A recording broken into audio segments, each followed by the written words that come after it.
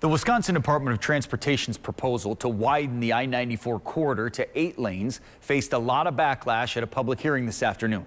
Today's meeting was the first of 2 this week that will allow people to weigh in on the plan that's slated to cost more than $1 billion. CBS 58's Adam Reif live in Milwaukee tonight to explain what was talked about tonight.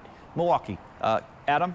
Well, that public hearing lasted for 4 hours this afternoon and went into the evening at the state fairgrounds. There was overwhelming opposition from people who testified often passionately and even heated at times in front of that DOT panel. They attacked virtually every element of the 8-lane proposal. They're urging DOT to reconsider the fix at 6 option.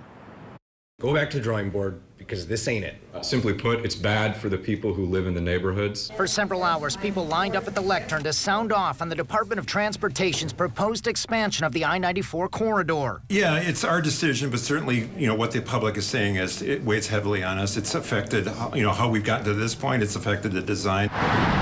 Before the hearing, groups gathered outside to protest the environmental and social impacts of the plan. Expansion will increase noise pollution, air pollution, water pollution, and racial and transit inequities. The critics who testified inside in front of the panel represented the community groups. When you do listen to the public, you come back with a better project.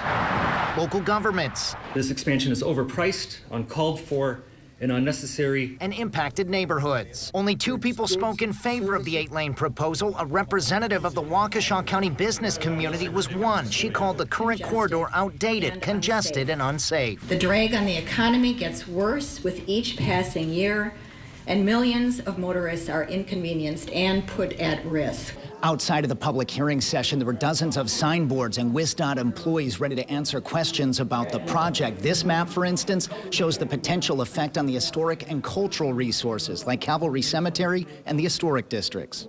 As the process continues, the public will keep weighing in. We'll probably get 1,000 pieces of information, and so you try to get those general themes and address as much of it as you can.